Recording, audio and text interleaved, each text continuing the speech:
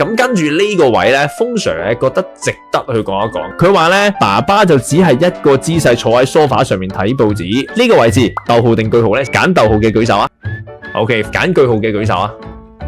嗱，呢題難啊，世界大戰啊 ，OK。如果你問風 Sir 嘅話咧，我會咁講嘅，我兩個都俾分。